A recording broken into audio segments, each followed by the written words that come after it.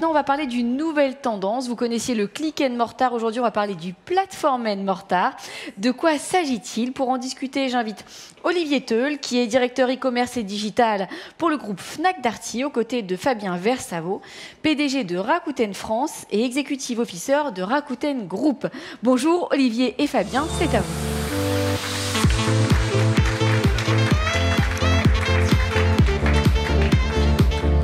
Ce matin.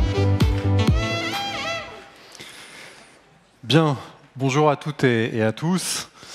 Alors, je suis ravi, Olivier, de partager cette scène du Hub Forum avec toi aujourd'hui, afin que nous puissions présenter notre vision du futur du commerce, le commerce de demain, qui, naturellement, vous vous en doutez, fait face à un certain nombre de défis.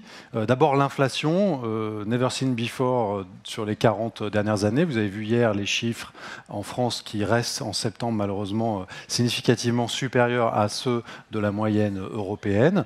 Une autre tendance, bien sûr, c'est l'accélération de la concurrence. Je pense que notre secteur d'activité fait partie de ceux où la compétition est la plus dynamique, avec en permanence des nouveaux usages, des nouveaux entrants qui apparaissent et qui nous amènent à nous questionner. Et puis enfin, dernier défi, évidemment, c'est que nous sommes tous très exigeants en tant que consommatrices, consommateurs. Nous voulons des expériences d'achat qui sont naturellement de plus en plus personnalisées, qui sont fluides, qui sont rapides, qui sont omnicanales et qui préservent notre pouvoir d'achat. Alors c'est donc un contexte nouveau auquel nous devons faire face.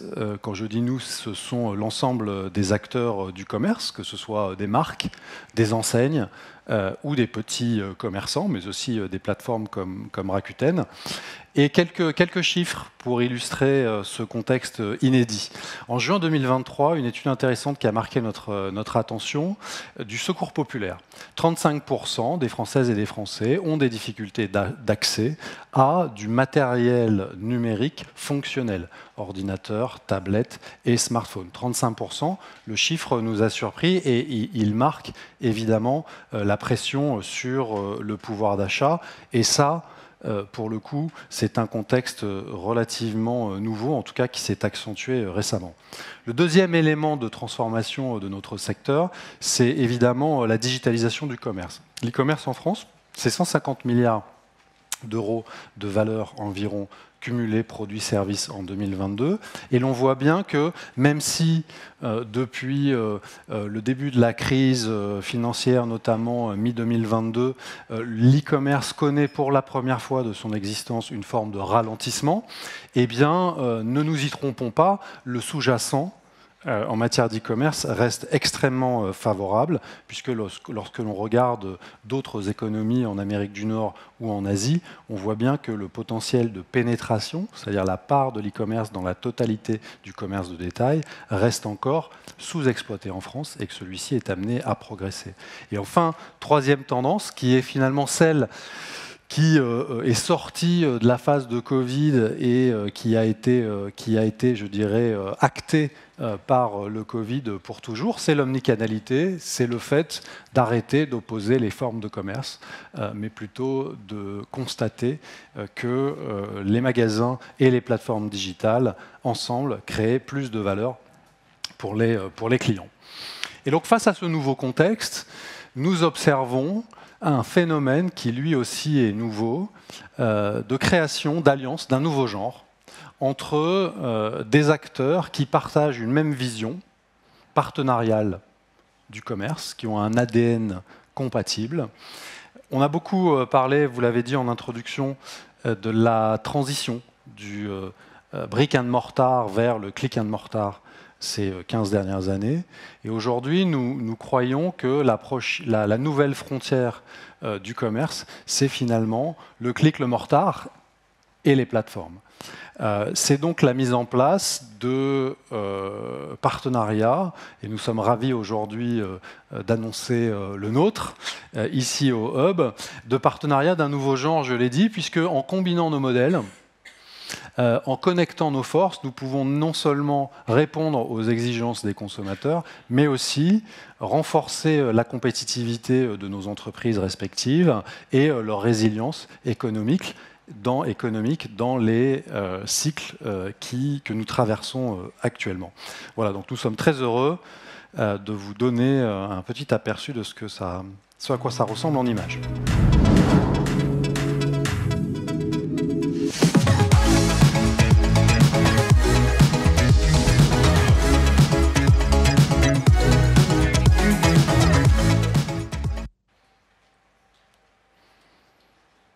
Alors, bienvenue à Darty, donc. Merci Fabien, on est effectivement ravis de démarrer cette collaboration. La stratégie de Fnac Darty, c'est 3 grands axes. Le premier, c'est se différencier par le service. On est historiquement, c'était vrai côté Darty, c'est vrai côté Fnac, des pionniers dans le domaine du service. Darty notamment, c'est le premier SAV de France avec des milliers de techniciens, de centres de service, une capacité de réparation absolument distinctive. Donc ça, c'est le premier axe, le service. Le deuxième axe, c'est accompagner les consommateurs vers une consommation plus durable. On a été aussi pionnier là. On a un baromètre du choix durable et du SAV qui va être publié cette année dans les jours qui viennent.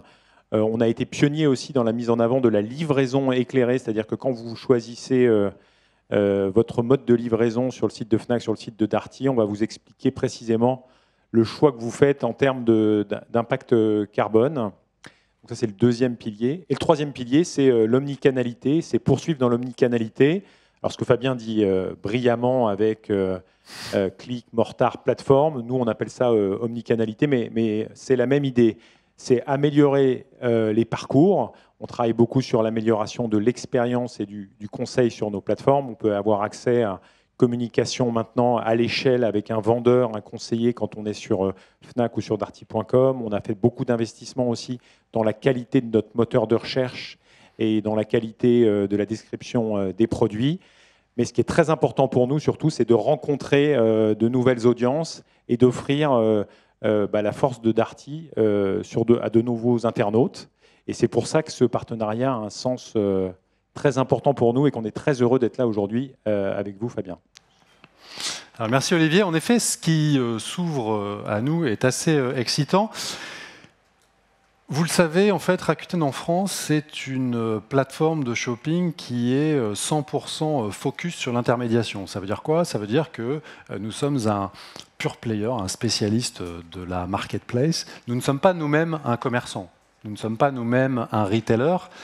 Ça veut dire qu'au sein de notre écosystème, nous n'utilisons jamais finalement le vocable de vendeur tiers.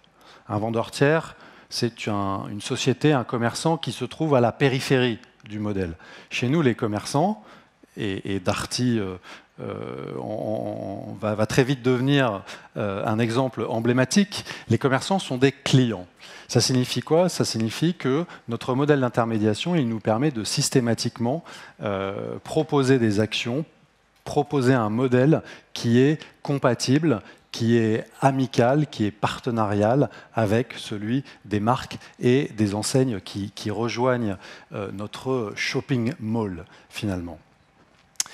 Et ce que nous avons à offrir à nos partenaires clients marchands, ce n'est pas uniquement cette faculté de s'adresser à de nouvelles audiences et de disposer de magasins personnalisés en dehors de leur mur numérique, si je puis dire, c'est aussi d'engager notre communauté, le Club Air. Donc, nous avons créé en 2018 un programme de fidélité qui aujourd'hui, je crois, est devenu le premier programme de fidélité de l'e-commerce en France. 12 millions de membres, c'est un e-acheteur sur 4 français.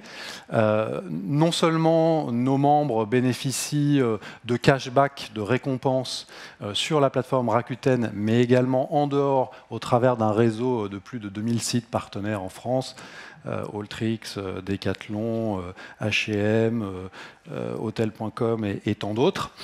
Et en moyenne, lorsque vous êtes un membre du Club Air en France, vous bénéficiez de 900 € de cashback, donc de pouvoir d'achat qui vous est rendu chaque année au travers de l'ensemble de votre expérience sur la plateforme. 900 €, c'est tout à fait substantiel et je pense qu'il y a peu d'initiatives publiques ou privées d'ailleurs en France aujourd'hui qui soutiennent aussi fortement le pouvoir d'achat des Françaises et des Français. Alors nous, on est ravis de rejoindre ce programme et on est convaincus qu'on va apporter énormément au Club Air et aux internautes, aux clients de Rakuten. Alors pourquoi on dit ça? Parce qu'on va leur apporter le meilleur de Darty sur le web. Le meilleur de Darty sur le web, c'est deux choses. C'est un, l'assortiment, et deux, le service. L'assortiment d'abord, on va progressivement déployer jusqu'à des dizaines de milliers de produits qui sont la meilleure de la sélection Darty, de l'électroménager, du petit, du gros, des consumer electronics, et donc une offre extrêmement puissante et complète en ce qui concerne tous les besoins de la maison. Donc ça, c'est l'offre, le meilleur de notre offre, le meilleur de l'offre de Darty sur le web. Et puis, surtout, le service, parce que Darty, c'est le champion de France du service. Livraison, installation, mise en service, SAV. On a un dispositif industriel absolument unique. Depuis plus de 60 ans, on est engagé dans la réparation. Plus de 2,3 millions de réparations chaque année. Une offre de service, notamment Darty Max, qui vous permet de maximiser la durée de vie de vos appareils. Nous, on est engagé vraiment dans le combat de la durabilité, qui est de faire durer les appareils. Voilà, donc on est ravis d'amener le meilleur de Darty chez toi, Fabien, et donc on pense qu'on va amener une offre, vraiment une valeur nouvelle au Club Air. Et la valeur nouvelle, elle s'incarne également non seulement dans la défense du pouvoir d'achat des consommateurs, on en a parlé, mais aussi dans la valorisation de ce qui fait le caractère unique et la force des réseaux d'enseignes qui maillent le territoire français, c'est évidemment le magasin. Et le magasin n'est pas un élément du dispositif et du modèle que l'on oublie. Donc dès 2019, nous avons lancé en France un service de click and collect, d'in-store pick-up, qui permet à l'ensemble des commerçants, que ce soit des petits commerces familiaux de centre-ville, dans des villes en région, ou que ce soit des grandes enseignes, de bénéficier de services de géolocalisation à la fois de leur magasin et de l'ensemble de leur stock magasin sur la plateforme. Donc les acheteurs de la boutique Darty sur Rakuten vont bénéficier très prochainement d'un parcours d'achat très fluide qui leur permettra en moins d'une heure de récupérer leurs commandes en magasin. Je crois que c'est 400-450 magasins en France, donc on voit la force de la combinaison du modèle de plateforme, du modèle de digitalisation des magasins associé à la couverture du territoire. Juste un dernier chiffre avant de conclure. Aujourd'hui, on a plus de 6000 boutiques physiques sur le territoire français qui sont reliées à notre plateforme.